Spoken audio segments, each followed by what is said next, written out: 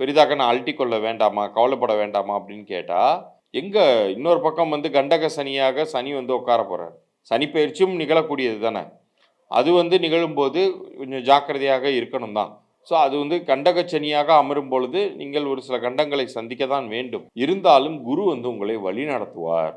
முழுமையா போயி கை, காலு, தலை அப்படின்னு எல்லாமே போயி ஒரு விபத்துல போயி வாகனத்துல சிக்கிறதுக்கும், ஏதாச்சும் ஒரு ஸ்க்ராட்சோட உடம்புல அப்படி லேசா வந்து ஒரு கீறல் மட்டும் போட்டு ஒரு கார் உங்கள கிராஸ் பண்ணிட்டு போகுதுன்னா, அதோட பொழச்சோன்டா அப்படின்னு நெனைப்பீங்க இல்லையா?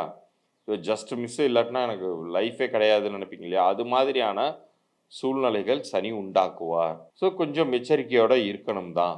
ஆனா இதுல யாருக்கெல்லாம் ரொம்ப சூப்பரா இருக்கும்? எந்த துறையைச் சேர்ந்தவர்களுக்கு ரொம்ப நல்லா இருக்கும் அப்படின்னு சொல்லி கேட்டா, மீடியா ரிலேட்டடான ஃபீல்ட்ல இருக்கிறவங்க ரொம்ப ரொம்ப சந்தோஷப்படுவீங்க.